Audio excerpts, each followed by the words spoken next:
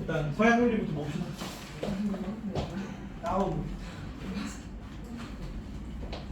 첫째 시간은 근무가 그렇게 많이 안 들어가 범위가. 그래서 좀 대충 하고 너네는 시험 기간에 이 파트는 한 번 더 자세하게 볼 겁니다. 성수는. 보자. 고대 그리스 사상인데요.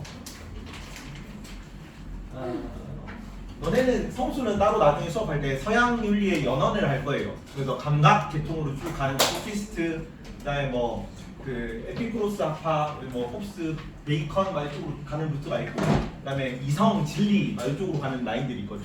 소크라테스, 플라톤, 아리스토텔레스, 스토아 학파 막 해가지고 쭉 데카르트 이쪽으로 가는 라인들. 그거를 원래 하고 해야 이해가 잘 가는데 금호는 그게 안 들어가기 때문에 여기만 일단 따로 먼저 합니다. 그래서 일단 고대 그리스 사상 연원부터 배우는데 소크라테스가 누구랑 같은 시기에 내가 첫 시간에 얘기했지. 소크라테스가 누구랑 같은 시기 사람이라고? 정약용. 정약용 맞지? 정약용이 소크라테스랑 무슨 같은 시기 사람? 이순신. 아이씨. 그 공자 부처님 소크라테스가 다 같은 시기 사람이랬지. 왜 그렇다 그랬어요? 요 휴게 시대 내가 BC 7세기부터 BC 4세기까지를 슈프리 시대라고 그랬잖아. 기억나요? 까먹었죠. 요 시기에 춘추 전국 시대가 겹친다고. 인도의 16국 시대가 겹친다고. 그리고 그죠? 서양에서 무슨 시대랑 겹치냐면 페르시아 전쟁 시기랑 겹쳐요. 페르시아랑 누구랑 싸운 거야? 그리스랑 싸운 거. 그래서 2차 페르시아 전쟁 때만 마라톤 전투 막 이런 거 나오고 막 그 마라톤 그건 알잖아. 마라톤 전투해가지고 뭐 42.19km를 뛰어가지고 그리스가 이겼습니다. 우승 딱 전하고 이제 껄끄덕 해가지고 그 기념하려고 마라톤이 49.195km가 된 거잖아요. 그런 거 했던 시기야. 근데 이렇게 서양에서 춘추 전국 시대, 인도에서 16국 시대, 그다음에 그 서양에서 그러니까 그 인도에서는 16국 시대, 동양에서는 춘추 전국 시대, 서양에서 페르시아 전쟁 같은 게 일어나는 게 요 시기에 다 했던 이유가 뭐다? 첫째 시간에 설명을 했습니다. 철기 시대랑 겹친대지. 철기 시대. 그 얘기입니다. 그래서 페르시아 그리스 사이에서는 페르시아가 먼저 철기가 보급됐거든. 그래서 이 너무 막 세력 확대돼가지고 이 그리스가 당시에 이제 해상 무역으로 돈을 지중해 무역으로 돈을 많이 벌고 있었단 말이야. 그거 가지고 간 거예요. 기권 침탈하러. 근데 그리스가 이제 육전에서는 패배했습니다. 다 스파르타가 다 이렇게 꼬라박아가지고 영화가 300이 나온 거죠. 300 결사대가 절벽에서 결사항전하다 다 몰살당한 이야기잖아. 아 그래요? 그렇죠. 그 영화 300. 근데 어디서 이겼다? 아테네가 해전에서 다 이겼어요. 해전에서 다 이겨가지고 그 페르시아 전쟁을 그리스가 이길 수 있었죠. 찍히고 있니? 긍정? 그래서 그 그리스가 이걸 이기는데 아테네 해군이 결정적인 역할을 했기 때문에 끝나고 나서 누가 그 그리스에서 가장 큰 세력이 되었다? 아테네가 가장 큰 세력이 되었습니다. 그래서 너네가 중2 때 배웠어요. 세계사를 좀 배우는지 모르지만 중2 때 다 교육관에 들어가 있잖아. 페리클레스 시대라고 아테네 민주 정치의 전성기가 옵니다. 그러면서 뭐 이거 도편 추방제 뭐 이런 거 도편 추방제 좀 이유구나. 뭐 공무 단인권이라거나 혹은 뭐 공직자 연금제도 같은 거 그런 거 막 하고 500인 평의회 막 이런 거 만들고 막 그러던 시기야. 일단 아테네가 되게 잘 나가가지고 민주 정치가 뽑히고 그런 시대입니다. 왜 이걸 지금 얘기하냐면 아테네 직접 민주 정치가 이때 역사상으로 가장 활발하던 시기라서 그래요. 이 직접 민주 정치 때문에 뭐가 나오는 거야? 소피스트들이 득세하게 되는 배경이 이것 때문이에요. 페르시아 전쟁 이후에 아테네가 민주주의를 복했다. 왜냐면 이제 지중해 전역을 다 장악해가지고 아테네가 전 그리스 역사상 가장 잘 나가던 시기에 때입니다. 그래서 아테네 직접 민주 정치도 지중해 무역을 다 장악했으니까 아테네 제국으로 불렸거든. 아테네 제국이니까 지중해 무역을 다 장악하고 돈도 많고 시간도 많고 여유도 남으니까 또 나라 크기도 되게 조그맣잖아요, 폴리스. 그래서 모든 사람들이 다 모여가지고 정치 한마디씩 막 거들고 하니까 직접 민주주의가 뽑힐 수 있었다. 그래서 교과서에서 정치화법 하면 첫 시간에 아테네 민주정치 같은 걸 배우는 게 그래서 할 거예요. 이해가? 여튼 그래서 모든 사람들이 정치에 나가지고 한마디씩 할 수 있는 시대가 된 거야. 그러면은 뭐가 중요해지겠니? 모든 사람들이 이제 하는 거는 이제 딱히 생산 활동을 안 하는데 지중해 무역으로 다 돈이 들어오고 자, 그 페르시아 전쟁 시기 막 승리해가지고 아프리카에서 노예 잡아오고 전쟁 포로 잡아오고 이런 걸로 일 시키고 하면 된단 말이야. 그럼 뭐 얘네들은 뭘 하는 게 가장 중요한 일이 되겠냐? 정치왕통 나와가지고 말하는 게 가장 중요한 일이 되는 거예요. 그리고 요 시기에 또 뭐가 문제였냐면 항상 정치에서 서로 발언권을 하고 막 정적들을 제거하고 막 이런 거잖아. 도편 추방제 이런 거 하잖아. 그런 거 할 때 설득을 할 때 뭘로 하냐면, 그리고 재판을 청구하고 손해 내가 나 자신을 변론하고 그럴 때 뭘로 하냐면 전부 다 말로 해요. 그래서 뭐가 가장 중요해졌다? 수사학이라는 게 가장 중요해졌습니다. 말 사자를 써요. 말을 꾸미는 거야. 말을 수식하는 학문입니다. 그냥 배경 설명이에요. 뭐 이거 시험에 나오진 않으니까. 그리고 수사학과 변론술, 논리학 이런 게 가장 유명한 시대입니다. 이해가지? 그래서 이 다 자기 뭐 불만 있으면은 개인이 개인을 고발하던 시대예요. 요즘 지금은 변호사 있잖아. 근데 변호사들을 이제 고용해가지고 그 사람들의 말을 배워가지고 이때 당시 재판도 다 그 사람들끼리 배심원들 모여가지고 거수투표해가지고 사형 혹은 추방 뭐 이런 거 했거든요. 소크라테스도 500명 중에서 한 280명 정도가 사형 찬성하고 220명 정도가 사형 반대해가지고 사형 당했어. 이런 식으로 하려면 말을 잘해야겠지. 그리고 그걸 가르치는 사람들이 스승님으로 혹은 변호사, 뭐 사회 지도층 계열로 떠오르면서 나타나는 세력들이 소피스트예요. 말하는 걸 가르치는 사람들이. 이해가니? 그러면은 자, 말을 제대로 잘 하고 말을 제대로 꾸미고 뭔가 대중을 설득하는 게 주류인 시대라면 이때 당시에 그 진리라거나 뭐랄까 학문이라거나 사상 체계라는 거는 절대적이겠니 상대적이겠니? 상대적. 말하는 사람이 누군가에 따라서 진리가 바뀔 수 있습니다. 그런 시대. 그래서 굉장히 유명한 사람이 있죠. 프로타고라스.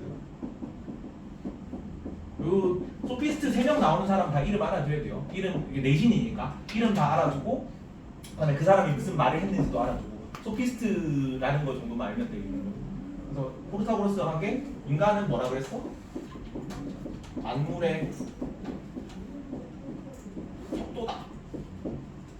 이런 얘기를 한 적이 있습니다. 요 사람이 되게 유명한 일화가 하나 있어요. 이 소피스트라는 직업을 이렇게 대변해주는 일화 같은 건데 얘 제자 중에 에우아틀라스라는 사람이 있습니다. 알 필요 없어요. 시험에 나오는 건 아닙니다. 근데 이 에우아틀라스가 처음에 되게 가난한 그 고학생이어가지고 내가 변론술을 배워서 약간 출세하고 싶은데 돈이 없다. 근데 그 변론술을 배우고 싶습니다고 찾아오니까 프로타고라스가 얘한테 그러면 처음으로 네가 나한테 수사학을 배우고 변론술을 배우고 나서 처음으로 맞는 재판에서 승리한다면 그 승리한 수익료를 나한테 학비로 내라 라고 얘기를 했다고. 근데 에오아틀라스가 다 이렇게 몇 개월 동안 수사학을 잘 배워놓고 수업을 다 했으면 이제 재판을 맡아야 되잖아. 그래야 수익료를 이제 받으면 얘한테 학비를 지불을 하지. 근데 뭐가 됐냐면 얘는 그 수업을 다 듣고 나서 음악가가 됐습니다. 그리고 재판을 계속 안 맡아. 그러면은 돈을 못 받잖아. 열심히 가르쳐놨는데. 그래서 얘가 얘한테 고발을 했거든. 얘가 법정에 아우씨 내 돈 떼먹으려고 그런다. 내 나한테 배워놓고 학비를 지불 안 한다. 해가지고 재판정에 둘이 섰습니다. 그래서 둘이 껄껄껄껄 서로 웃고 있는 거지. 얘는 왜 웃었냐면 프로타고라스는 자 재판에서 만약에 자기가 승리하잖아. 재판에서 승리한다. 그럼 재판 결과에 따라 에우아틀라스는 얘한테 학비를 줘야 되는 거지. 맞죠? 그러면 내가 재판에 진다. 재판에 지면은 얘가 첫 재판에 승리한 거잖아. 그렇죠? 그럼 얘가 최초 계약에 따라 얘가 얘한테 재판에 패배하면은 얘가 승리하는 거니까 원래 최초 계약 맺은 게 처음에 그 배울 때 약속이 그거였잖아. 내가 제 첫 재판에서 이기면은 그 재판에 승리한 수익료를 얘한테 줘야 된다. 그러면 이제 그 재판 승리한 거 가지고 나한테 돈을 주면 되겠지. 그래서 껄껄껄 웃고 있었고 얘도 껄껄껄 웃고 있었던 거 똑같습니다. 반대로 내가 만약에 얘가 재판에서 이긴다. 재판에서 이기면은 학비를 안 내도 되겠지. 왜 재판에서 이겼으니까. 그리고 내가 만약에 재판에서 패배한다. 그럼 원래 약속이 그거잖아. 재판에서 이기면 돈을 주기로. 재판에 패배했으니까 돈을 안 줘도 되겠지. 그래서 둘 다 껄껄껄 웃고 있었다고. 이게 소피스트입니다. 진리가 어떻다? 상대적인 거지. 절대적 보편적 진리가 없는 거예요. 이해가니? 요런 느낌이다. 요런 느낌. 자, 3명이 나오는데 뭐 칩시다 그거. 야 이거 지금 체험 책이 없니? 인쇄를 해왔습니다. 올리드 책 그 기말 2학기 때 너네 윤사를 하니? 오사니? 저희 3학년인데 아 3학년 2학기 때 윤사를 하니? 아 맞네. 너네는 없겠다. 너 이걸로 봐라. 너 수업을 안 듣겠네.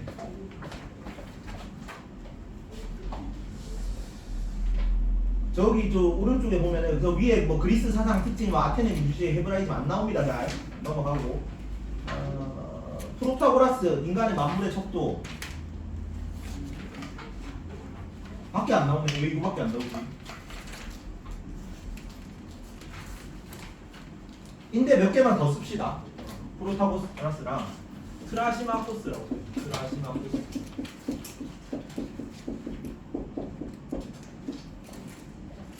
정의란 강자의 이익이다. 프로타고라스, 트라시마코스, 설명이 모르겠어. 고르기아스. 진리는 알 수 없다. 알 수 있더라도 전할 수 없다. 얘는 뭐니? 회의주의죠. 얘는 뭐니? 상대주의죠. 얘는 현실주의죠. 자, 요 세 개가 대표적인 소피스트 철학자로 나오는데 얘네한테 반발하면서 나온 철학자가 누구다? 얘네랑 싸운 애가 소크라테스예요. 그래서 소크라테스는 상대주의 반대잖아. 절대주의일 거고 진리는 상대적이라고 한 거잖아. 인간의 만물의 척도니까. 근데 진리는 절대적이라고 얘기를 한 거고. 그리고 트라시마코스가 현실주의잖아. 아 여기가 이제 상대주의니까 보편주의. 여기는 진리는 보편적 진리는 없고 진리라는 건 상대적이 하니까 아 진리는 보편적인 진리가 있다고 얘기하는 거고. 여기는 현실주의잖아. 진리는 현실 상황 따라 달라질 수 있다. 이런 거니까 아니다. 절대적 진리가 있다. 절대주의. 여기는 회의주의잖아. 그럼 진리가 없다는 거잖아. 근데 진리가 있다는 거죠. 그런 거 보편주의, 뭐 절대주의, 회의주의 뭐였지? 뭐 이런 식으로 반발하면서 나온 사상이 소크라테스 사상. 대립하는 식으로 나올 거예요. 소크라테스.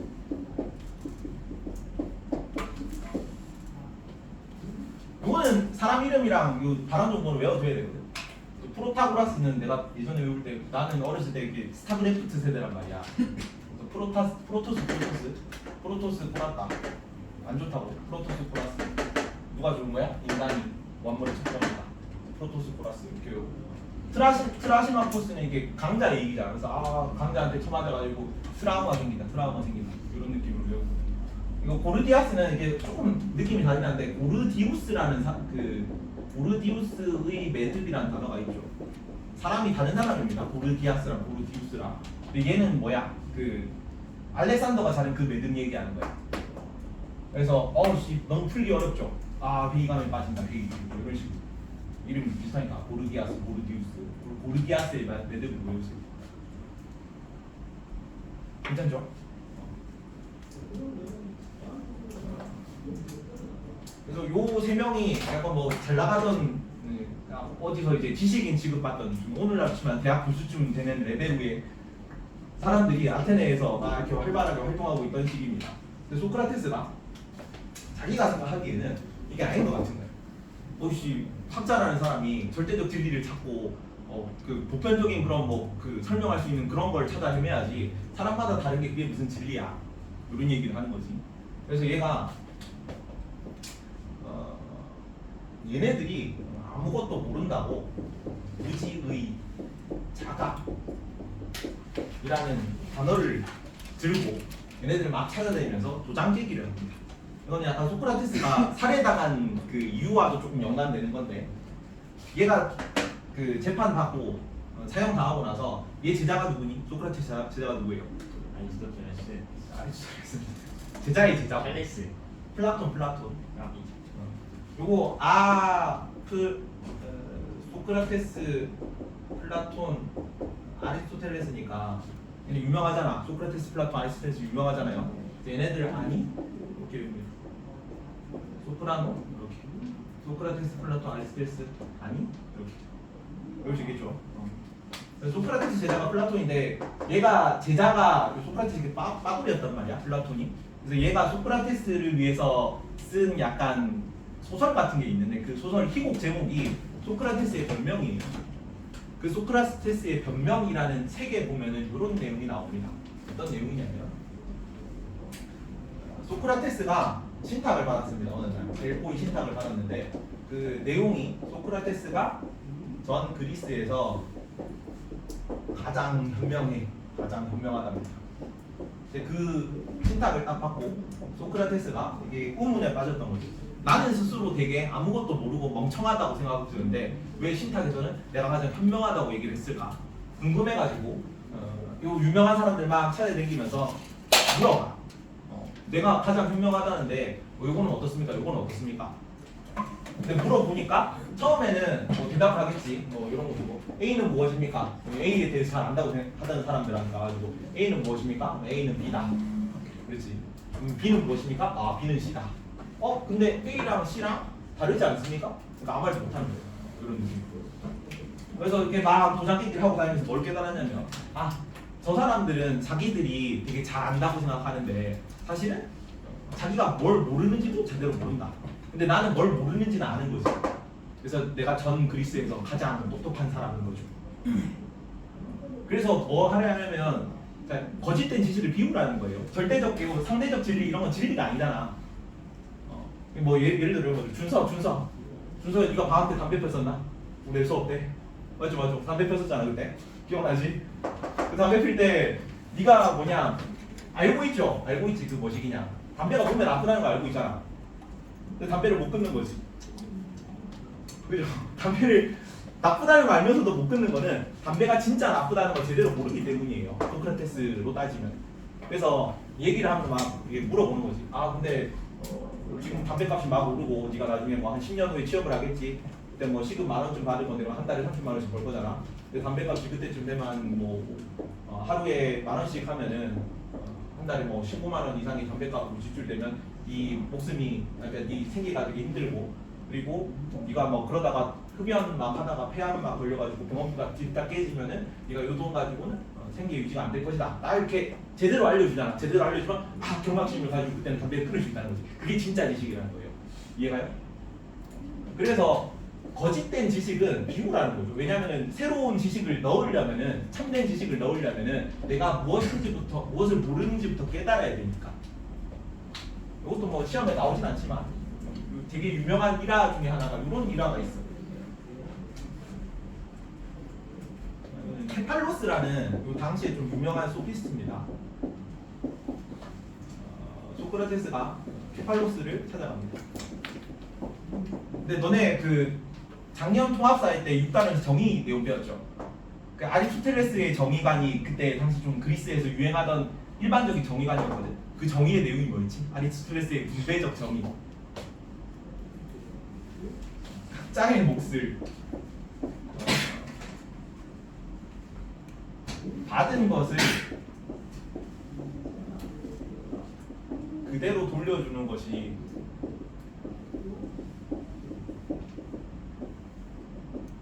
정의다. 이걸 케팔로스가 이런 식으로 얘기를 하고 다녔습니다. 평소에 일반적으로 그 분배정의 아리스토텔레스의 분배정의한테 각자의 몫을 각자의 그 1학년 때 했잖아. 그 내용이에요. 그 내용.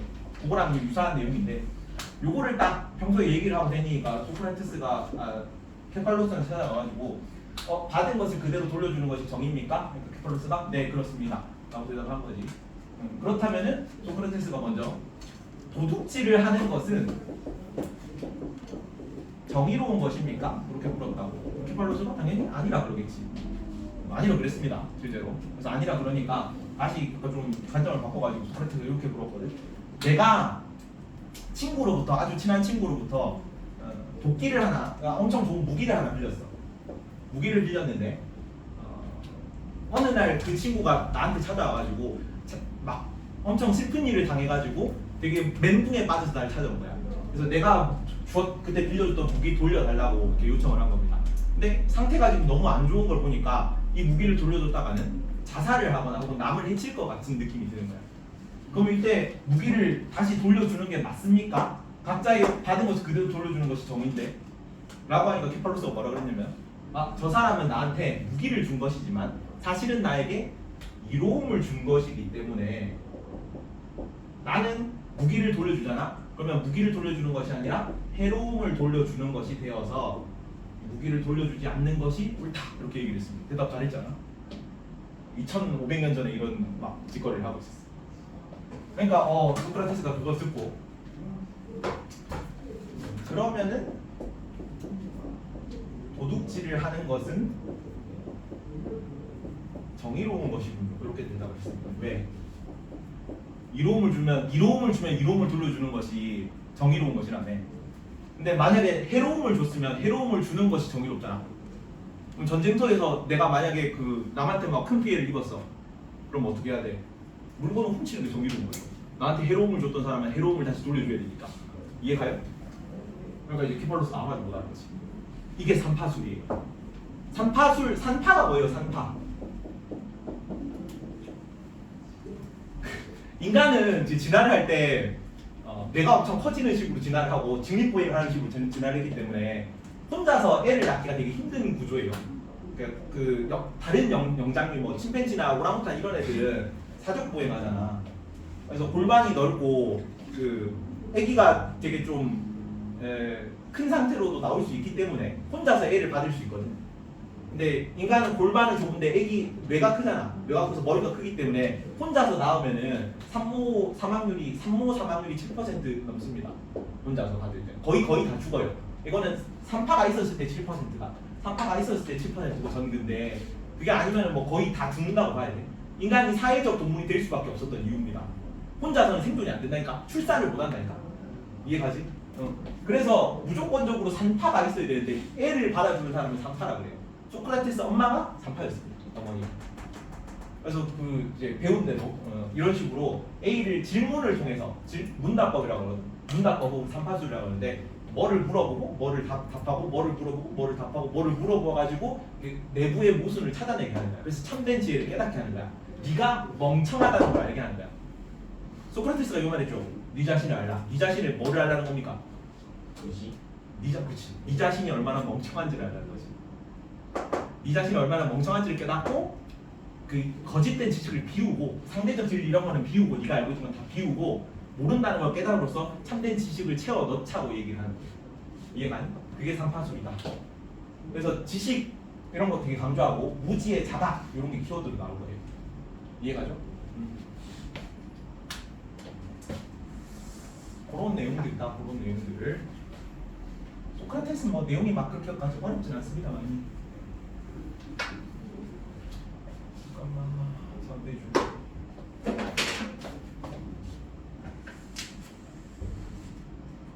나오네 고르기아스. 자 윤리적 상태주의 프로타고라스 122페이지 밑에 프로타고라스 인간의 만물의 척도이다 밑줄 치세요. 122페이지.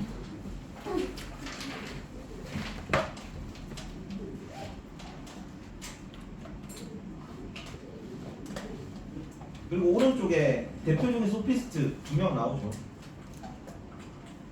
왜 히피아스가 나오지? 트라시마코스가 나와야 되는데. 고르기아스 어떠한 진리도 존재하지 않는다. 진리를 알 수 있다고 다른 사람한테 전달할 수 없다. 그런 게 나온다. 그리고 뒤로 넘어가겠습니다. 트라시마코스 나오네. 네.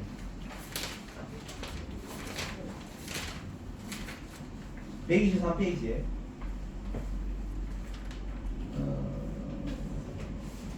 마지막 줄 정의는 모든 것에 똑같고 그것은 더 강한 자의 이익이라고 믿으십시오. 더 강한 자의 이익.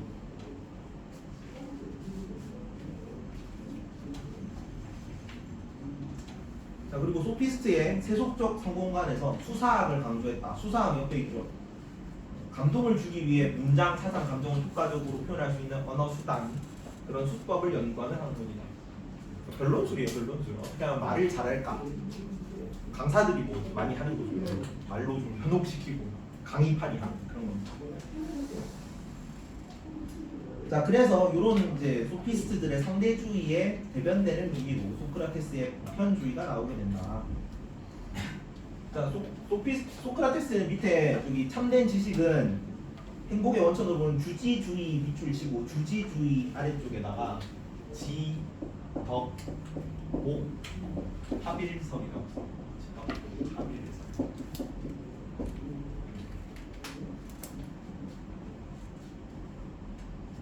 주지주의는 지식이 가장 중요하다는 사상입니다.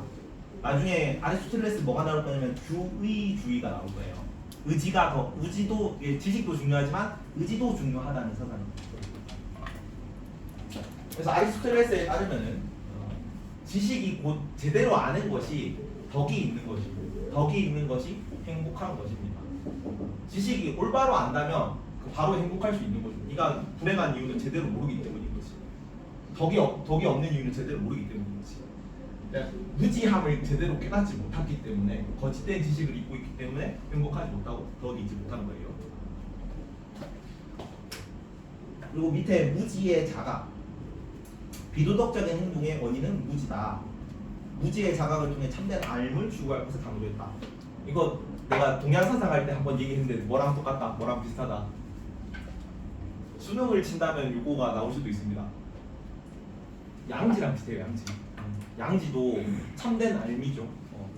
제대로 양지를 깨달는다면은 제대로 행동을 하지 않을 수가 없는 거죠. 참된 알미이기 때문에 그것도.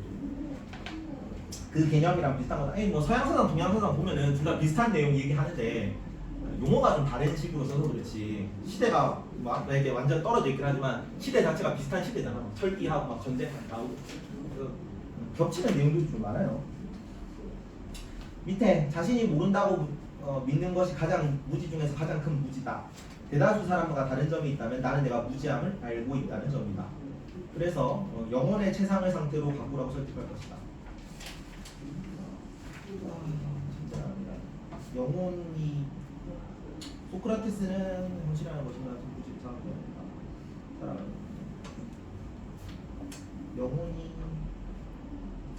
밑에 지덕복 합일설에 덕이 있는 사람이 행복한 삶, 참된 알을 지닌 사람이 덕 있는 사람, 그리고 그 알을 추구하는 방법으로 산파술이라는 걸 강조했다. 문답법 혹은 산파술.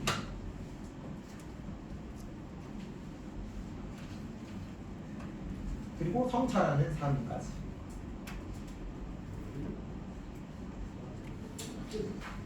넘어가겠습니다. 이제는 쉬는 시간 좀 풀고 있으세요. 성수만. 뒤에 플라톤 짧게 가겠습니다. 짧게. 성수는 다음에 한 번 더 할 거라서 깊게 안 하겠습니다.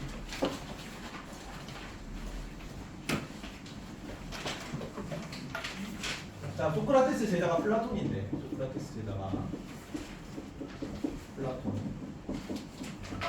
플라톤이 스승님께 빠돌이라고 그랬죠. 그래서 플라톤이 이런 얘기를 한 적이 있어요. 내가 그리스에서 태어난 것에 감사합니다.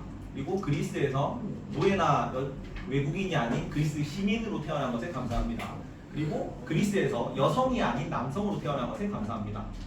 그러니까 그 당시 이제 그리스에서 주도적인 사람은 외국인이나 노동자가 아닌 시민이고 여성이 아닌 남성이었다는 얘기지. 그리고 그 무엇보다 가장 감사하는 것은 소크라테스와 같은 시대에 태어난 것을 감사합니다라고 했어요. 이게 빠돌이었다는 거죠. 그래서 플라톤이 소크라테스 죽음에 너무 큰 충격을 받아요. 이거 좀 건방졌잖아. 소크라테스가 네 자신이 얼마나 멍청한지를 알라고 말하면서 막 당시 유명한 소피스트를 찾아가면서 막 그러고 하고 있으니까 젊은이들, 그러니까 팬들이 많았지. 멋있잖아. 약간 1등 논객이잖아요. 그래서 막 다 깨고 댕기고 멋있어가지고 막 젊은이들이 막 추종자들도 많고 그러니까 젊은이들이 현혹한다는 명분으로 법정이 세워져가지고 사형이 당했단 말이야. 여기 이제 제자들 중에 몇 명이 페르시아 전쟁 과정에서 아테네 반대편에서 배신가고 막 그런 거랑 엮여가지고 사형이 당한 거야. 그래서 플라톤이 거기에 너무 큰 충격을 받고 뭐에 되게 회의감을 가지냐면 민주주의 제도라는 것에 큰 회의감을 가지게 돼. 그래서 민주주의를 중무정치로 평합니다. 중무정치 뜻이 뭐예요? 어리석은 문자거든요. 어리석은 민중들의 정치.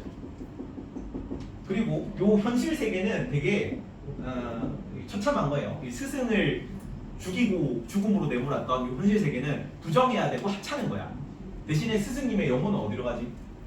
영혼 불멸설이잖아. 플라톤은 현실 세계를 떠나가지고 스승님의 영혼은 어디로 가냐면 저 위에 이제 이상적인 세계인 이데아의 세계로 가요. 나중에 보면 이거 조금 그 동양 사상이랑도 좀 비슷한 면이 있는데 플라톤은 되게 그 가문이 좋거든요. 귀족 출신이고 엄친하고 학문도 잘하고 운동도 잘하고 만능입니다. 플라톤이 단어 뜻이 뭐 용어 뜻이 어깨가 넓은 사람인가 그래요. 그래서 뭐 레슬링 챔피언이거든요. 그래서 뭐 신분도 좋고 뭐 그리스에서 잘 나가는 가문이고 이러니까 원래 그 성리학 때도 지식인 계층이 잘 나가는 애들이 현실이 너무 불만족스러우니까 어땠어? 이상 세계를 가져가지고. 그렇지. 그리고 나서 나중에 그 청나라 고증학이나 이방인들은 어때? 현실주의를 한단 말이에요. 현실주의. 그래서 아리스토텔레스는 저기 그 마케도니아 이방인 출신이거든요. 그래서 얘는 이제 현실주의 얘기를 할 거야. 얘는 이상주의. 그래서 얘는 이데아의 세계와 현실 세계가 완전히 다른 세계인데 아리스토텔레스 같은 경우는 이데아의 세계가 따로 없습니다. 그냥 현실이 곧 진리를 현실에서 진리를 찾으려고 하는 거예요. 이해가니? 여튼 그래서 이 이데아의 세계를 인식할 수 있는 존재가 누구냐면 이데아 요거 동굴 비유 이런 것도 자주 나옵니다. 동굴 비유. 이 이데아의 세계를 뭘로 묘사를 하냐면 우리는 어떤 동굴에 갇혀가지고 손을 뒤로 묶고 동굴 벽을 바라보고 있는 죄수들이래. 근데 태양빛이 바깥에 비춰가지고 동굴 벽의 바깥 세상의 모습이 그림자로 비추고 있는 거예요. 이게 우리가 지금 살아가고 있는 현실 세계입니다. 플라톤에 따르면. 근데 이제 어떤 죄수 하나가 우리 힘이 세가지고 손을 풀고 동굴 밖으로 막 처음으로 나가봤어. 그러면 햇빛이 딱 눈부시잖아. 눈부셔가지고 이렇게 눈뽕을 당해가지고 막 이러고 있다가 시간이 지나면 어때요? 좀 차츰차츰 익숙해지게 되죠. 익숙해져가지고 진짜 햇빛이 비치는 바깥 세계의 모습을 본 거야. 그리고 나서 돌아와가지고 이 바깥 세계는 이렇게 생겼다. 너네는 지금 잘못 알고 있다라고 얘기를 하는데 사람들이 잘 안 믿죠. 이해가니? 이게 아테네의 지금 사람들이라고요. 스승님을 죽인 이제 그 현실을 모르는 진짜 참된 진실을 모르는 그런 사람들 현실 세계. 그래서 정치는 누가 해야 되냐고 봤냐면 플라톤 같은 경우는 얘네들이 아니라 밖에 나가가지고 이데아를 인식할 수 있는 사람이 정치를 해야 된다고 했어요. 철인 정치를 합니다. 이 철인은 누구냐면 이데아를 인식할 수 있는 사람. 뭘 가지고? 지식을 가지고, 지성을 가지고, 이성을 가지고. 이성이 극대화된 인물입니다. 그래서 이 철인 정치라는 용어가 나오는데 이 철인은 철학자인 동시에 군주이고 군주가 철학을 전공하거나 아니면 철학자가 그 왕이 된 군주가 되면은 철인이 돼요. 둘이 같이 있어야 됩니다. 그러니까 철학자인 동시에 군주인 사람이 정치를 해야 된다라고 얘기합니다. 그래서 요거를 이제 좀 세부적으로 나누는데 영혼 삼분설이라고 합니다. 영혼 삼분설. 인간의 육체가 머리, 가슴, 배로 나뉜다고 하거든요. 그래서 요 육신이 머리, 가슴, 배인 것처럼 영혼은 머리에 해당하는 부분이 뭐냐면 이성이고 가슴에 해당하는 부분이 욕망이고 기계고 배에 해당하는 부분이 욕망이라고 봤어요. 그리고 이 이성, 기계, 욕망이 잘 발휘된 상태가 덕이거든. 탁월하게 발휘된 상태입니다. 이 이성이 덕으로 발휘된 상태가 지혜라고 하고 기계가 잘 발휘된 상태가 용기라고 하고 욕망이 잘 발현된 욕망은 발현되면 안 좋은 거죠. 그래서 이성의 지배를 받아가지고 욕망이 잘 절제된 상태가 욕망의 덕이 있는 상태라고 했습니다. 그리고 요 세 개가 어우러진 게 뭐냐면 정의라고 했습니다. 요거는 플라톤의 사주덕이라고 해서 외워야 돼. 플라톤의 사주덕은 지, 용, 절, 정인데 그 쥐드래곤 있죠? 빅뱅에 왜 쥐드래곤이야? 번지용이라서 쥐드래곤이다. 본명이 번지용입니다. 근데 플라톤이죠, 플라톤. 플라토닉 러브 이런 사랑 노래, 이게 가수니까 발라드 사랑 노래를 부른다고 생각합니다. 그러면서 클라이막스 부분을 부르는 것이 지용 절정 교육입니다. 플라톤 사주덕입니다. 플라톤의 사주덕. 그래서 그 가장 이상적인 사람은 뭐예요? 플라톤이 생각한 이상적인 사랑은 뭐야? 스승님과의 사랑 같은 거잖아. 현실적으로 이루어질 수 없는 그 플라토닉 러브 하면 어때요? 이상적인 사랑이니까 손만 잡고 짜야 되잖아. 육체적 이런 거 전혀 없이 정신적인 사랑을 노래하는 거잖아요. 플라토닉 러브라는 게. 왜? 이상적인 사랑이라서 그런 거지. 우리 이상형은 어디 있어? 이상형. 현실이 없잖아요. 꿈속에 있잖아. 그런 느낌인 거죠. 그래서 그런 느낌으로 노래 부르다가 아 절정이다. 뭐 이런 느낌으로 지용 절정. 이해가니? 그리고 요 몇 개만 더 적어놓자. 종이라는 거는 첫 번째. 정의는 45분까지 6까지만 쓰고 쉽시다. 정의라는 거는 국가나 개인 모두 정의로울 수 있습니다. 를 갖자입니다. 가능하다고. 정의로운 국가나 정의로운 개인이 모두 가능합니다. 그리고 꼭 써야 되는데 절제는 모든 계층이 갖추어야 할 겁니다.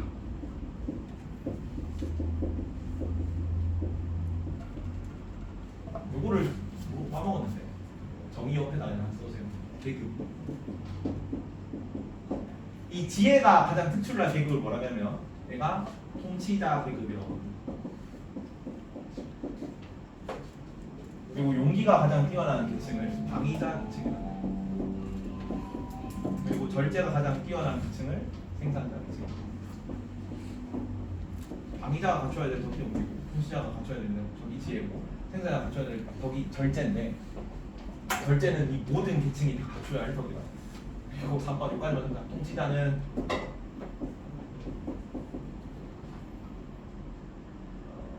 이성, 기계, 욕망의 덕을 다 갖춰야 돼. 다 갖추어야 돼. 성수는 다음 시간에 플라톤 풀고요. 오산이랑 금호는 옆 강의실로 갑시다.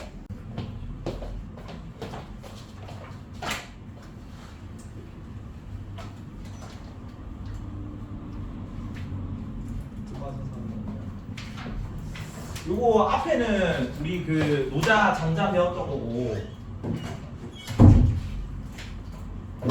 뒤에는 중국 도교 그 전개거든요. 92페이지. 저기 없니? 올리드 2학기 때까지 계속 쓰거든요. 기본 교재라서. 그거 하나 시간 나면 좀 사두세요. 프린트도 좀 그러면 92페이지에 저번에 뭐 그 얘기했죠. 춘추전국 시대에 유교는 나중에 뭐랑 결합을 했다. 유교는 통치 제도랑 결합을 해가지고 쭉 가게 됐다고. 맞지? 유교는 되게 경전 친화적인 학문이라 했잖아.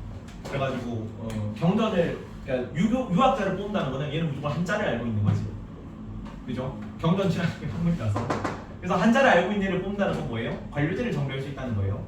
그래서 얘는 유교는 원래 지배층의 학문이기도 했고 덕 있는 지배자가 제도를 만들어가지고 백성을 바른 길로 이끌라는 거였잖아요. 유교는. 그래서 얘는 통치 제도랑 결합을 해요. 통치 제도.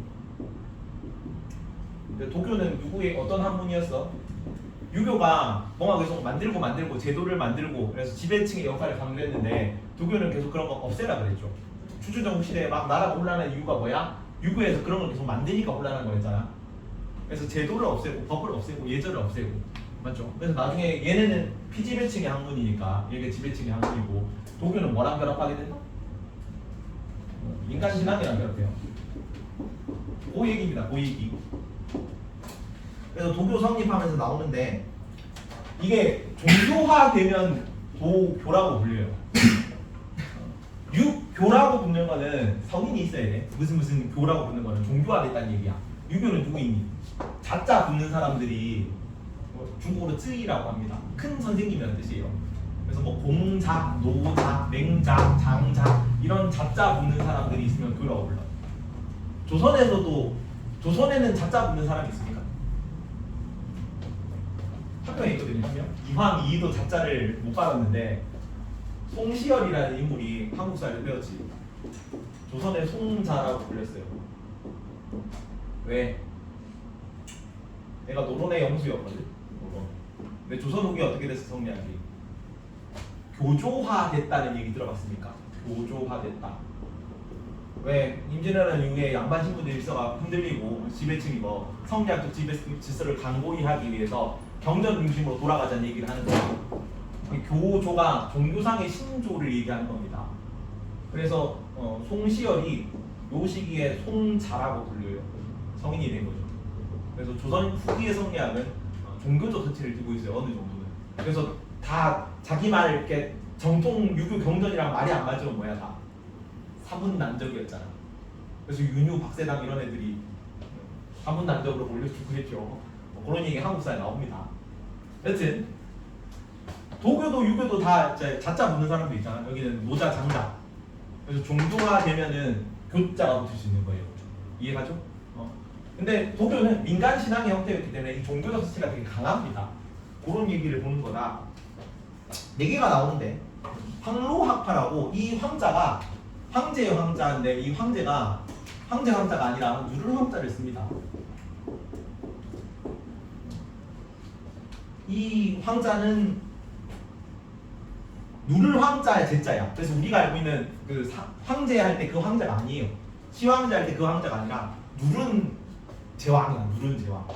중국 전설상에 나오는 신화적인 왕입니다.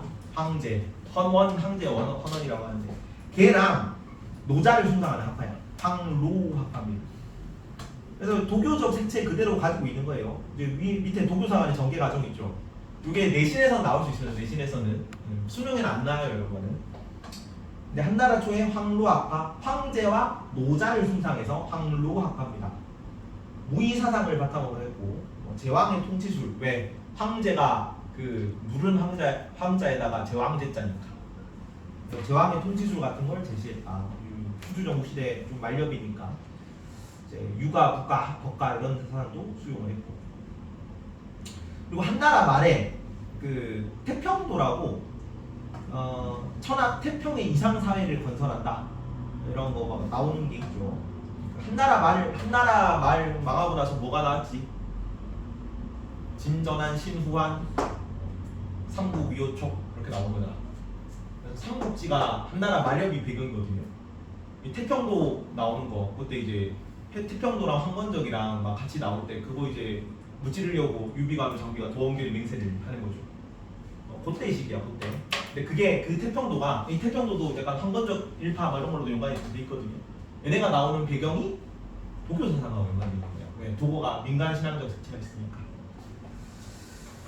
그래서 황로학파가 민간 신앙하고 결합해서 형성됐고 천하 태평의 이상 사회를 현실에 실현한다. 그래서 태평도고요. 여기 나오는 거 있죠. 기복 신앙적 성격을 가진다. 복을 구하고 부적과 맑은 물로서 병을 치료한다. 근데 태평도가 한건적 난하고도 관련이 있으니까 한건적 난 실패 후에는 부단히 그래서 몰락하게 된다. 그러고 나서 이제 삼국지 나오는 거예요. 유비가 장비 나오는 거. 조조 막 선고한 때 유비 이렇게 나오는 거. 그리고 밑에 비슷한 시기인데 한나라 말인데 둘 다 오두미구라고. 왜 오두미구냐면 5마르의 쌀을 바쳐야 가입을 할 수 있어서 오두미구라고 합니다. 말주자 5말의 쌀. 그래서 오두미입니다.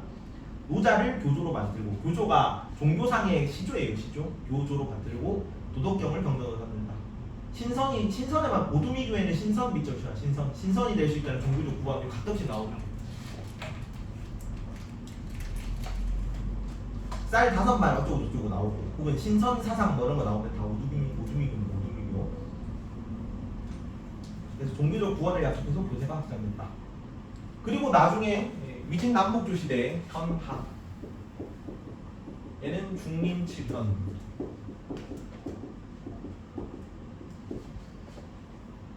중림칠현이 안 나오나? 청담사상이 나오네. 옆에 나오네. 이번에 청담과 중림칠현의 밑줄.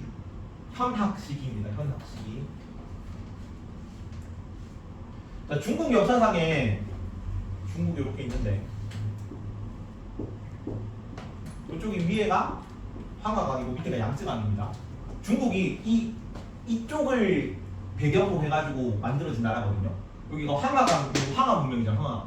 그 위에 있는 요 지역을 배경으로 해가지고 만들어진 나라야. 그래서 처음에는 요 지역 외에는 다 농사를 짓기 힘든 땅이었어요. 여기만 농사 좀 지을 만하고 밑에는 너무 덥고 습해가지고 여기는 늪지대였단 말이야. 우포 늪 비스무리한 거. 농사를 짓기, 이렇게 개간을 하기 전에는 포태는 높지만 농사를 쉽게 지을 수 없는 땅이었어요. 개간 안 된 땅. 그래서 얘네는 농사 짓고 정착 문명인데 나머지는 다 막 비빌거리며 살고 있으니까 뭐 한 거야? 밑에 있는 남쪽 오랑캐? 남만이라고 부르고 서쪽에는 서쪽 오랑캐? 서융이라고 부르고 북쪽에는 북쪽 오랑캐?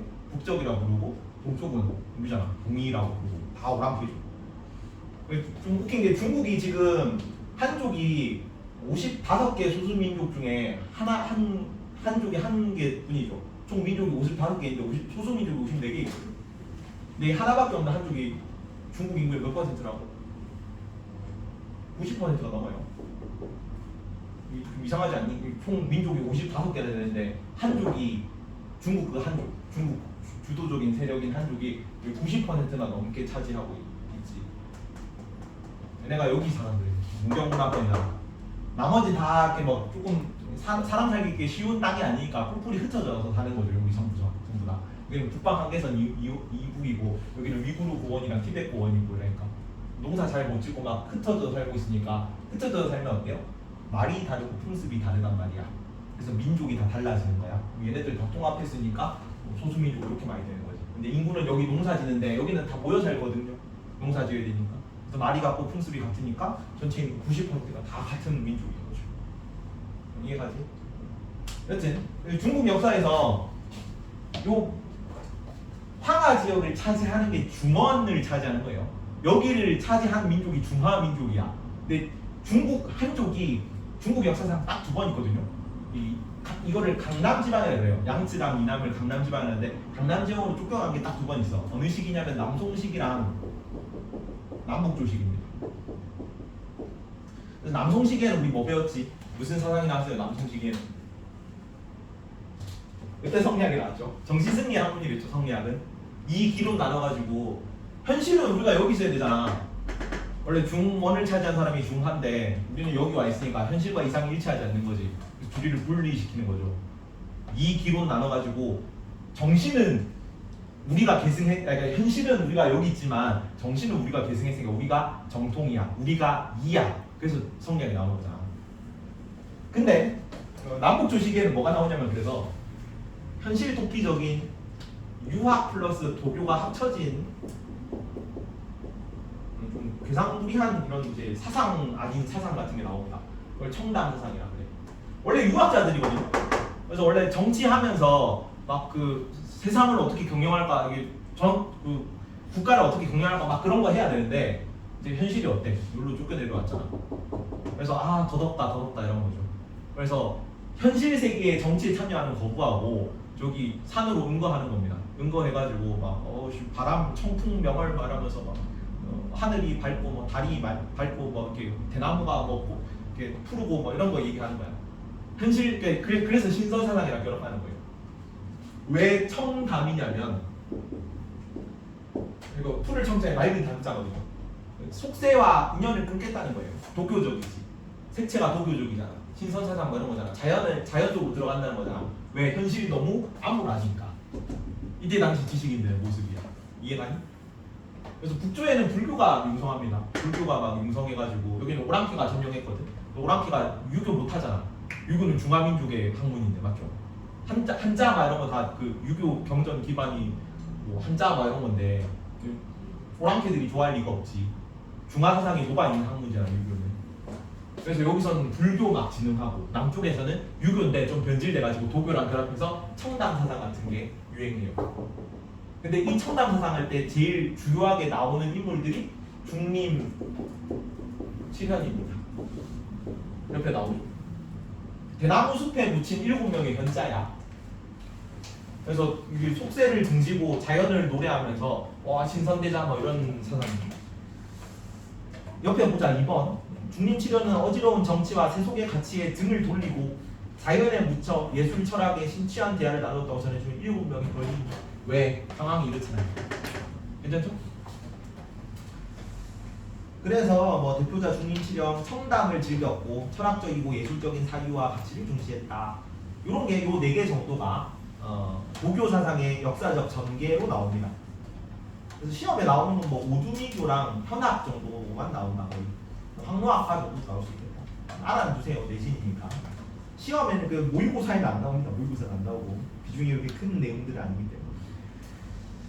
그리고 밑에 뭐 도교적 도덕적 삶을 강조했다. 뭐 길과 복을 추구했다. 공덕 가오 이런 거는 한번 읽어보십시오. 그렇게 자주 나오는 개념들은 아니라서. 질문이 있어요. 오른쪽에 질문이 있어요. 오두미교만 한번 보고 가자. 오두미교라는 명칭은 쌀 5마리를 내고 가입한 데서 유래했다. 이렇게 모은 쌀로 빈민을 구제했고 도덕적 선행을 꾸준히 실천하면 병이 치유되고 신선이 된다고 주장. 신선사상이죠. 황건적에 난 이후 몰락한 태평도와 달리 오두미교는 오늘날까지 이어지고 최근까지 대만에 살았다. 태평도는 황건적 난이랑 관련돼 있는 세력이 됐잖아. 그래서 황건적 난 몰락하면서 좀 패망했는데 오두미교는 조금 더 지속됐다. 이런 내용이다. 넘어가겠습니다. 우리나라 도교는 더 안 나와 사실. 넘어가자. 더 안 나오지만 뭐 내신이니까 언급은 하고. 고분벽화 하면 고구려에 뭐 나와요? 고구려 고분벽화에서 도교적 색채 이런 거 하면 뭐 나오지? 벽화에 도교 사상에서 나오는 내 방위의 수호신 있잖아. 사신도 고구려 고분벽화 나오죠.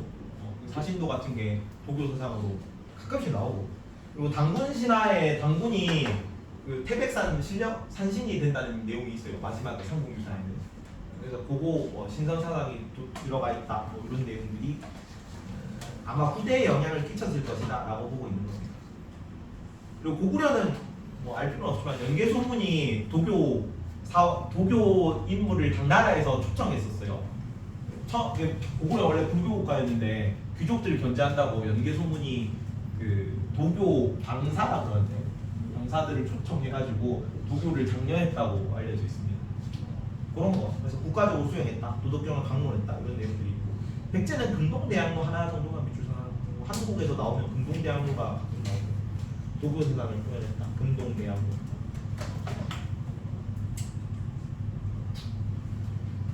그리고 채치원의 난랑비 서문은 유물도 단데 도교로도 나올 수 있겠지. 난랑비 서문에는 뭐라고 했어? 한국의 도는 풍류도다. 풍류도가 산천을 좋아하고 파랑도가 풍류도를 했잖아. 산천을 떠돌면서 이렇게 뭐 무게수력이나 학문을 연구하고 뭐 이런 거를 풍류도라고 했는데 거기에 유불도가 다 포함되어 있다.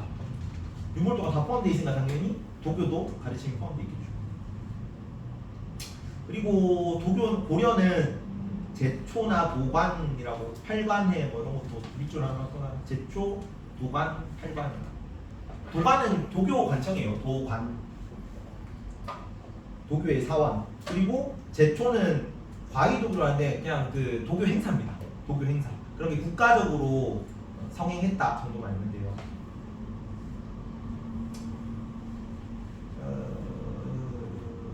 그리고 조선에서는 소격서만 밑줄. 소격서. 그 조광조 기묘사화 할 때 조광조가 축출됐던 원인 중 하나가 뭐였어? 소격서 철폐를 주장하다가 잘린 거였죠. 조광조는 찐 성리학자였으니까 이런 도교 제사 같은 거 지내면 안 된다 하는 거잖아. 근데 그 도교 관청이 소격서예요. 소격서. 임진왜란 이후에는 성리학이 교조가 된다고 했어. 성리학 엄청 이렇게 막 원리 원칙대로 가는 거죠. 원리주의로 돌아가는 거잖아. 근본주의로 돌아가는 거잖아. 그래서 유교 경전에 나오는 거 아니면 다 이단이지, 삼단적이지.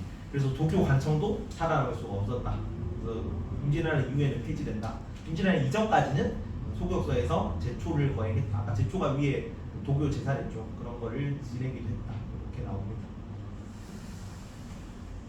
근데 우리나라 사상 특은 뭐였다? 저 1단원에서 배웠지. 우리나라 사상 특은 항상 뭐였습니까? 조화랬어. 조화. 우리나라 영토 크기가 작아가지고 뭐가 하나 들어오면은 얘가 혼자의 독자적 영역을 구축할 정도로 규모가 크지를 못한다고. 나라가 작잖아. 그래서 여기저기 난립하면은 피 터지게 쌓아야 되니까 중앙에서 이걸 컨트롤 할 거예요. 어디로든. 다 합쳐지게 돼요. 결과적으로. 영토가 작아서 그래. 그래서 민간신화가 융합했는데 성왕신, 칠성신, 조왕신, 풍수지 이런 세상이랑 우리나라 도교는 결합을 한다. 그리고 양생술이 그 오래 사는 방법 뭐 이런 거예요. 양생, 기력을 올리는 거죠. 생명과 건강을 지키기 위한 기술 방법 이렇게 나 있네. 그게 전통의학과 결합해서 뭐 동의보감방식 이런 게 나오기도 하고 한 개는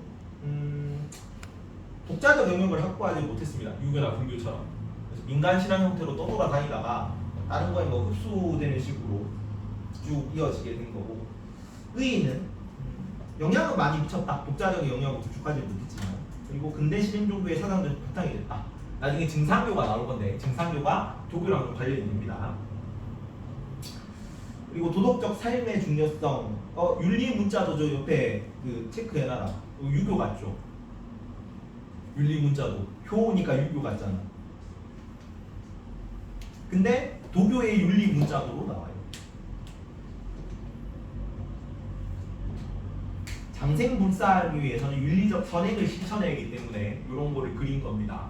신선이 되기 위해서는 선행이 필요한데 우리나라가 유교 사상 영향을 많이 받았기 때문에 그 선행에 뭐 효나 충이나 이런 게 들어가는 거예요. 그 정도만 알면 된다. 기복신앙 뜻이 뭐예요? 기복, 복을 기원하는 사상입니다. 도교가 민간신앙과 결합됐기 때문에 기복신앙 형태로 전개가 됐어요. 문제 몇 개만 풀어보고 가자. 짠. 노자 장자는 혼자 좀 풀어보세요. 설명. 은경이는 수업을 안 했지. 노자 장자 복습할 겸 짧게 하겠습니다. 부제가 그 프린트 많이 안 됐다. 윤우 몰라요. 야씨 중간고사 때 했잖아. 아니 시험을 안 들었는데 공부를 안 해요. 아니 그 전체 그 들어가는 걸로 하지 않았나? 노자가 조금 들어가긴 들어갔잖아. 안 들어갔어요. 아예 안 들어갔어. 네. 시험에 아예 안 나왔어. 네. 내가 시켰는데 노자 장자 했던 거 다시 복습하자. 아이씨 프린트도 안 해가지고 노자는 뭐 어떻게 해야 돼? 그래 그거 몇 번 했잖아. 맞지 우리 자연 그잖아. 아씨 짧게 개념하고 가자. 다음 주에 프린트 해볼게요. 작성된 것도 있는데 나도 안 해가지고. 아까 유교는 무슨 학문이라고? 유교는 복습 겸 한 번만 개념 복습합시다. 유교는 지배층의 학문이랬어요. 그래서 지금 춘추전국 시대에서 이게 나라 혼란이란 말이야. 나라 혼란인데 혼란한 이유가 뭐다? 법이 없고 제도가 없고 질서가 무너지고 사회가 엉망진창이 된 게 그런 규범이 없어서라고 하는 거지. 그래서 규범을 만들자 하는 거지. 맞죠? 여러 번 얘기했다 이거. 근데 도교에서는 왜 사회가 혼란하다고 보는 거야? 너네가 계속 규범을 만들고 질서를 만들고 제도를 만드니까 사회가 혼란한다고. 희지야 왜 그 아버지가 그 있으면 문 앞에 있으면 돌아가야 된다고? 네? 아버지가 얘기 안 했나? 아버지가 문 앞에 있잖아. 그럼 우리 어떻게 가요? 문 밖으로 나가고 싶어. 아버지가 문 앞에 누워 있어요. 어떻게 할 겁니까? 넘어가야죠. 넘어가면 무슨 소리 듣는데 그거? 불효자 소리 듣잖아. 왜 불효자 소리 듣는 거지? 불효녀가 되는 거죠. 아버지를 넘어서 문을 열고 나가는. 근데 이상하잖아 이거. 원래 최단 거리로 가는 게 자연스러운 거지. 그죠 은경아? 근데 왜 우리가 이렇게 돌아가서 문을 나가게 됐지? 예정이 있어서 그렇죠.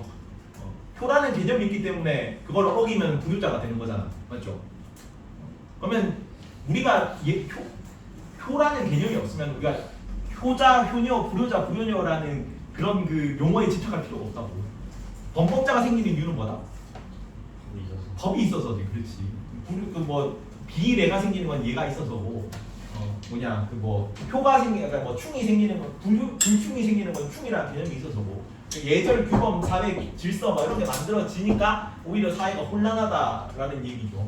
노자 말은. 그래서 없애라 하는 거죠. 그래서 어디까지 없앤다? 다 없애고 어디로 돌아가자? 자연으로 돌아가자. 이게 뭐예요?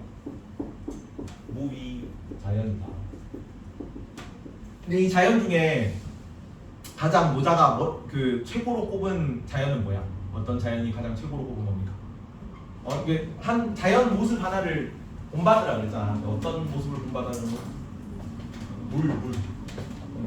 그래서 그걸 상선약수라고 합니다. 이 상선약수인데 이 물이 최고의 최고의 그 선이 될 수 있는 그 요건이 뭐야? 어떤 덕을 가지고 있기 때문에 얘네가 부쟁의 덕과 사덕 뭔 사덕이야 부쟁의 덕과 겸허의 덕을 가지고 있기 때문에 물은 물이 돌을 만나면 어떻게 해요? 물이 돌을 만나면 어떻게 해요? 돌을 침식시켜요. 뭘 돌아가잖아. 오랜 세월이 걸리면 침식을 시키기도 하지만 일반적으로 그냥 바로는 돌아가죠. 싸우지 않는다고 부쟁의 덕이. 그럼 물은 어디 쪽으로 흐르니? 어디서 어디로 흘러? 높은 곳에서 낮은 곳으로 흘러. 항상 낮은 곳에서 겸손한 자세를 있는 겸허해요. 이렇게 살면은 세계가 이렇게 되게 평화로울 거라고 보는 거지. 이해갑니까? 그리고 이 무위 자연을 통해 가지고 궁극적으로 어디에 이르러야 된다. 어떤 나라가 이상적인 나라라 그랬어? 친환경. 뭔 친환경을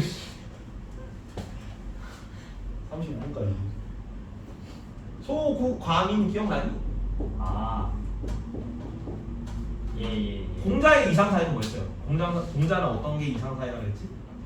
대동사회잖아요. 대동사회. 여기는 법, 제도, 규범 이런 거를 만들어 가지고 인을 점점 확대시켜 나가고 있는 중이었지.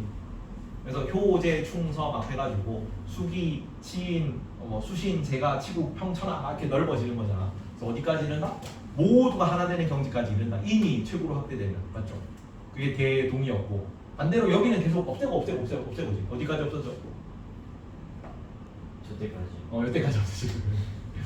작은 나라, 적은 국민인데 얼마만큼 크기가 작냐면 요 선지가 이런 선지가 있죠. 옆 마을에서 개가 짖는 소리가 들리고 옆 마을에서 다 무는 소리가 들리는 정도 크기의 국가야. 그러니까 마을 단위의 국가라는 거예요. 그리고 얘네들끼리 마을 국가끼리는 서로 평생 왕래하지 않는다 그랬어. 왜? 왕래하다 보면 규모가 커지고 법과 제도가 생기니까. 이해가지? 그런 게 이상적인 사회였다. 장자는 뭐가 키워드했어요? 장자는 뭘 자각하라 그랬어? 오감의 상대성을 자각하라 그랬죠. 오감의 상대성.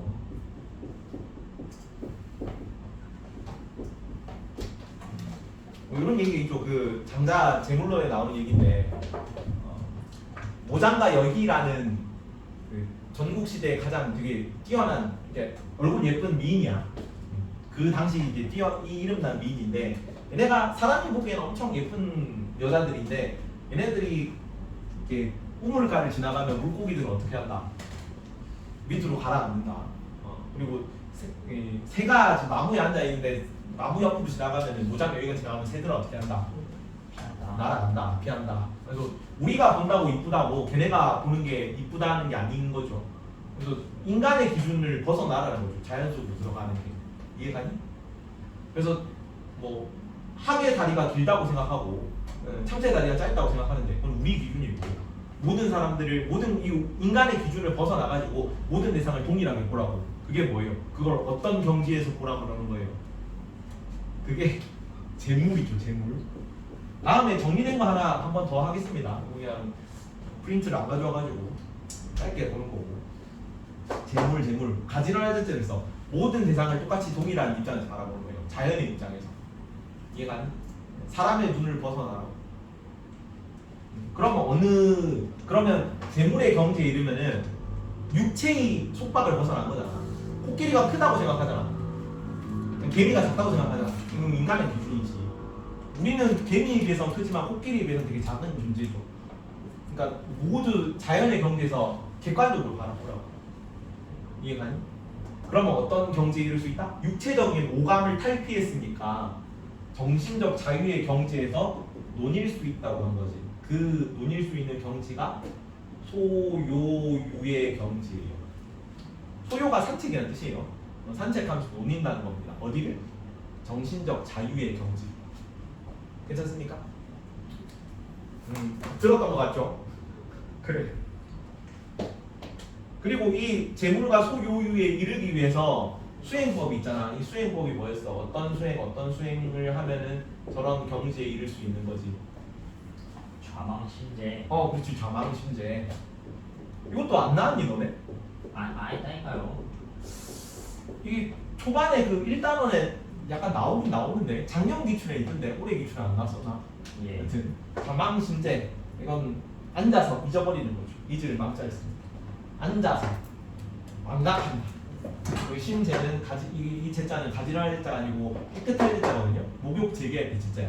마음을 깨끗이 하는 거야. 마음을 다 비워내는 겁니다. 인간의 기준을 다 비워내는 거 그런 걸 말해요. 좌망과 신제를 실천하게 되면은 재물과 소유의 경지에 이를 수 있다. 했죠, 이지야 이거. 그래서 이 재물과 소유의 경지에 이른 인물들을, 그러니까 도교에서 장자가 생각하는 이상적인 경지에 이른 인물들을 뭐라고 부르는 거지? 지인, 천인, 신. 지진, 천, 신성 이렇게 땅이 흔들리고 하늘이 신성하다 그렇게 외웁니다. 지진이잖아, 지진. 하늘이 신성하고. 지인, 진인, 천인, 신인, 성인이야. 보통은 진인이라는 표현이 많이 나옵니다. 진. 그래서 요거 뭐 이런 표현들이 나오면 내 도교의 그 이상적 인간상이구나.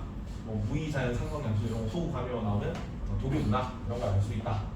그리고 15분 남았으니까 빨리 뒤에 넘어갑시다. 이거는 문제 1시간 동안 풀어보세요. 마지막 1시간 남았잖아.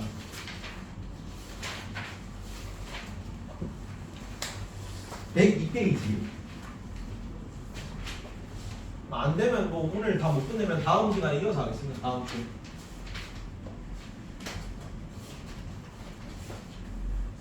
자.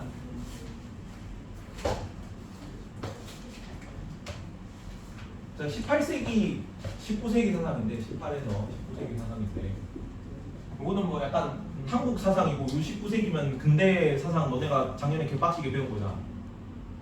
다 까먹었겠지만 요 시기가 이제 19세기가 시작되는 게 정조 죽고 나서야. 세도 정치기야.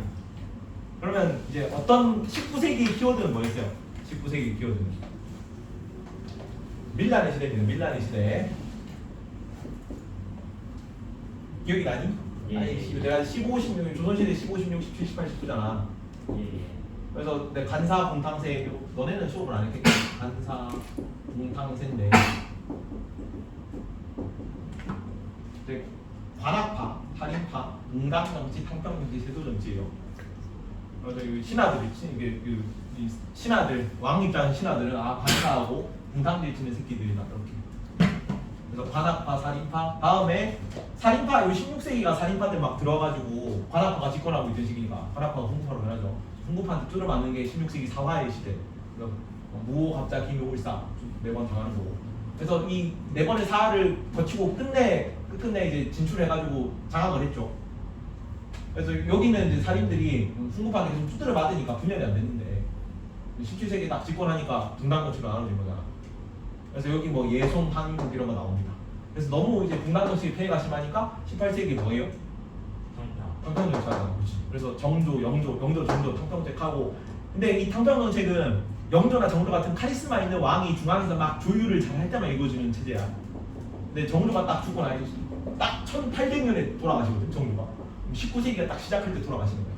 정조가 딱 이제 돌아가시고 나서부터 탕평정책 유지가 안 돼요. 오히려 정치가 더 격화돼가지고 예전에는 한 당이 집권했잖아. 분단정책 때는 한 가문이 집권합니다. 세도 정치. 그래서 정치적 폐해가 극심해지니까 이 세도 정치의 키워드는 뭐다? 여기는 뭐 살인파 시기에는 사화가 키워드고, 분단정치 시기에는 예송 한국이 키워드고, 세도 정치의 시기에는 뭐가 키워드냐면 밀란이 키워드입니다. 여기 그래서 홍경래이나 임슬농민봉기 이런 거 나와요. 맞지? 기억나지? 작년에 했을 거야. 그래서 그런 시대라 가지고 어떤 그 주제가 핫해지냐면 반봉건이라는 키워드가 핫해져요. 봉건세, 봉건적, 그러니까 그 전 근대적인 질서를 봉건 질서라고 해. 군주제라든가 신분제라든가 이런 거.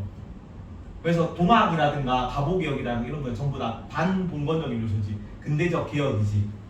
신분제 폐지, 노비 폐지, 여성 차별 철폐, 재가 금지 철폐 뭐 이런 거 얘기하잖아요.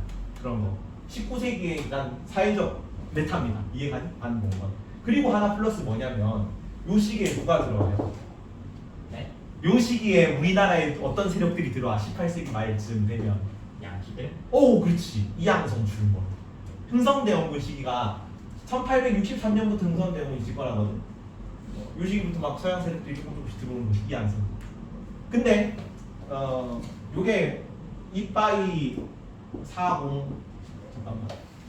이빠이 40 아편 40 그렇지. 아편 40 이빠이 5류 났다거든요. 이게 1차 아편 전쟁, 2차 아편 전쟁이야. 누구한테 진 거야? 그 중국이 영국한테 진 거야. 중국은 우리한테는 오씨 지금 미국 같은 존재입니다. 근데 그 미국이 양키들한테 완전 개처발린 거죠. 2번이나. 그래서 너무 무서운 거지. 그래서 이 반봉건과 같이 사회적 분위기로 흐르는 게 뭐가 있냐면 반외세가 있어. 그래서 동학농민운동의 키워드가 뭐야? 작년에 한번 했죠. 반봉건 반외세였잖아. 그렇죠? 들어는 봤잖아. 동학농민운동 반봉건 반외세. 맞죠. 그런 거다. 근데 요거 잠깐만 요점 정리만 하겠습니다. 요점 정리하고 같이 다음 시간에 또 이어서 할게요. 자, 여기가 반봉건이라 치고 여기가 여기는 외세, 여기는 봉건. 뒤로 가는 거 같은데. 여기는 봉건, 여기는 반봉건, 여기는 반외세, 여기가 친외세. 친외세는 말이 좀 이상하게 나면 친외세 이런 느낌이다. 그러면 여기는 뭐겠니? 반봉건, 반외세는 뭐가 들어가겠니? 아까 얘기했던 거. 동학 같은 게 들어가. 동학 반봉건, 반외세라네. 그래서 반봉건, 반외세의 극단으로 간 게 동학에서 파생된 근대민족 종교들. 어떤 거냐면 동학이랑 천도교는 같은 말입니다. 동학농민운동의 남점의 접주 전봉준, 북점의 접주 누구였습니까? 손병희. 근데 손병희가 동학의 3대 교주거든요. 근데 동학농민운동 실패하고 나서 천도교를 만든 사람이 손병희야. 그러니까 천도교 교주가 동학 3대 교주예요. 이해가니? 천도교 시조가 동학 3대 교주라고. 그래서 같은 말입니다. 거의 뭐 얘네들 사상을 얘네랑 똑같이 가져와요. 그리고 유불도잖아. 우리나라 그 전통적인 사상 체계가. 얘는 조금 유교 쪽에 치우친 느낌이었거든. 그리고 도교랑 민간신앙, 민속신앙, 무속에 조금 더 치중이 된 그 민족 종교가 있어. 19세기 민족 종교가. 그게 증산교예요. 얘는 유교, 그러니까 유불도를 다 얘네들 셋 다 유불도가 다 합쳐지는 거거든. 근데 유교에 조금 더 중점이 주어졌다. 동학 천도교고. 그 다음에 도교랑 무속에 조금 더 치중되어 있다. 그러면 증산교고. 여기는 그래서 귀신이나 회원 원한을 풀고 상생한다. 귀신 뭐 잡귀신 이런 게 다 무속이 들어가니까. 그리고 얘는 유교, 얘는 도교니까 불교 남았잖아. 그 불교에 조금 더 치중된 게 원불교예요. 그래서 얘네가 전부 다 반외세, 반봉건적 성격을 가져요. 개혁적이고 얘네들 왜 전부 만민평등 주장하거든요. 동학 영향 받아서 만민평등은 신분제 철폐잖아, 맞죠? 그래서 반봉건이야. 근데 얘네들은 서양 사상 싫은 거잖아. 동학이 왜 동학입니까? 왜 역사 얘기 나오니까 너무 즐겁니? 오랜만에. 동학이 왜 이름이 동학이 됐어? 동학이 왜 동학일까요? 서학에 반대되는 의미로 나온 거잖아. 그래서 동학이 사실 서학 천주교 개념을 많이 안에 포함하고 있어요. 이거 한울림 얘기하잖아. 야매죠, 야매. 한울림이나 야매는 만민평등 얘기하잖아. 천주교의 사회 도포주의입니다. 얘가 개벽사상 얘기하고 개벽사상 뭐야? 종말론이에요. 근데 약간 로컬라이징 한 거지. 서학 좀 잘 나가네? 만민평등만 좀 따가지고 유불도 좀 섞으면 되겠네. 이해가니? 근데 그런 뉘앙스들을 얘네들이 다 포함하고 있다고. 괜찮니? 자, 그러면 반대로 봉건적인데 반외세적인 건 뭐겠니? 봉건주의 좋아. 봉건주의는 좋은데 외세는 싫어. 뭐겠어? 전 근대적인 신분 질서를 추구하지만 외세는 엄청 배척한다. 뭐예요? 이거 위정척사라고요. 들어봤죠? 위정척사 뜻이 뭡니까? 다른 것은 위 지킬 일자거든요. 다른 것은 지키고 그리고 사악한 것은 배척한다. 다른 것은 뭐야? 성리학적 신분질서. 사악한 것은 뭐야? 서구세력. 이해가니? 그래서 뭐 기정집, 이항로, 의병도 되고 계승되는 거 걔네들 의병 사람들 작년에 배웠을 겁니다. 한국사 나오죠. 그리고 봉건적이고 친외세는 뭐야? 기존 신분질서 좋아. 하지만 외세랑도 친할 거야. 뭐야? 개화파 중에서 온건 개화파가 여기 속해요. 이 온건 개화파들을 다르게 무슨 파라고도 그래요? 봉거석이 들어봤죠 여러분? 작년에 한국사를 했을 거 아니야? 민우쌤이 열심히 가르쳐줬을 텐데 봉도석이 온건 개화파. 그러면 여기는 뭐겠니? 반봉건 친외세. 봉건주의도 싫고 외세도 받아들여야 되고 급진계약파 여기 들어가는 거겠지. 급진계약파. 여기 갑신정병 뭐 가보기형 뭐 이런 거 하는 세력들이죠. 여기는 그래서 서도 내가 보면 지어낸 말인데 서도석입니다. 서양 과학 기술도 받아들이고 서양의 제도까지 받아들여야 된다. 그러면 얘네들은 자 동도석이라는 거는 내가 기존에 가지고 있던 신분제 질서는 그대로 지키자는 거야. 왜 그러겠니? 얘네들은 기득권층이에요. 원래 권력 가지고 있던 애들이니까 자기가 신분이 변하는 걸 싫어하는 거잖아. 이해가니? 그래서 민비, 고종, 그 다음에 좀 나이 많은 원로 대신들이 다 여기 들어가요. 이해가니? 중국 따라하는 거지. 그래서 얘는 뭐가 모델이냐면 청해 양무운동이 모델입니다. 이런 것도 나올 수는 있겠다. 내신이니까. 그리고 여기는 누구겠니? 다. 그 갑신개혁 일으킨 세력들 나이가 어때? 갑신정변 일으켰던 세력들 다 나이가 청년들이야. 20대 막 20대 약간 간 넘은 10대 후반, 20대 초반 막 이런 애들이 혁명 일으킨 거예요. 다 실패하고 다 썰려 나가잖아. 왜? 얘네들은 기득권이 아니니까. 내가 뭔가 정치에서 되게 지금이 중요한 시점인 건 맞는 것 같아. 중요한 시점인데 뭔가를 해야 되는데 내가 제대로 뭔가를 할 수 없단 말이야. 왜? 얘네들이 다 정치 권력 가지고 있으니까. 그래서 얘네는 일본 메이지 유신을 못 따는데 이 홍콩개파들은 다 누구랑 친하냐면 러시아, 청나라, 고종이 아간판천하잖아. 러시아, 청나라 뭐 이런 애들이랑 친할 거거든. 왜? 일단은 첫 번째로 얘는 대륙국가죠. 여기는 미국, 일본 이런 해양 세력들이랑 친할 거야. 왜? 일단 얘네는 뭐 기존에 놀던 애들이랑 같이 노는 거예요. 익숙한 애들이랑. 그리고 그것보다 더 중요한 게 있는데 청나라, 러시아는 다 대륙국이라서 어떤 정치 제도를 가지고 있어? 황제국입니다. 청나라랑 러시아는 전부 다. 이해가니? 내 정치 제도를 그대로 지켜야 되잖아. 고종이 여기 들어가니까. 그래서 내 황제의 직위, 그다음에 뭐 내 기득권 이런 거 다 지키려면은 요 기존 거 안 바뀌는 식으로 가야지. 소공공개합니다. 근데 얘네들은 뭐 일본이랑 미국이랑 다 어떤 제도예요? 미국은 대통령제고 왕이 없죠. 입헌군주제. 입헌군주제조차 아니지. 왕이 없는 공화제지. 민주공화제잖아. 일본 같은 경우는 왕은 있지만 실권이 없죠. 입헌군주제에다가 무한내각제지. 왕이 실권이 없는 거니까 이런 식으로 가는 거죠. 일본 메이지 유신. 저는 양무운동. 이런 식으로 가게 되는 거죠. 이해가니 이거?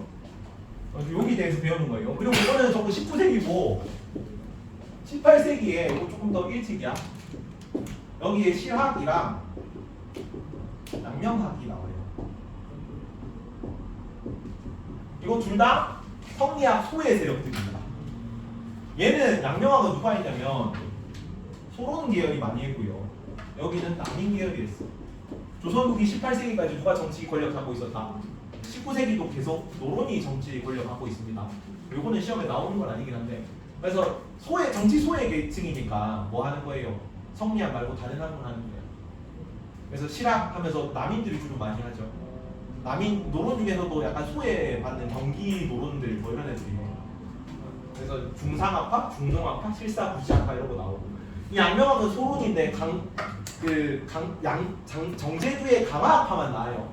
소론 1파에서 가학의 형태로만 계승돼요. 가학의 형태로. 그래서 널리 퍼지지는 못하고 그 정제도 집안에서만 가문으로만 내려가는 학문으로 발달했다고. 이 양명어가 똑같이 이전에 뭐 말했던 그 양지라든가 치양지설 뭐 이런 거 똑같이 공유합니다. 그런 거 나오는 내용이고 괜찮지? 요게 19세기 사상 단데 다음 시간에 세부 내용은 같이 보겠습니다. 오늘 그냥 배경만 설명하고 괜찮죠? 안 괜찮니? 아 너네는 계속 수업을 또 따로 해야 돼가지고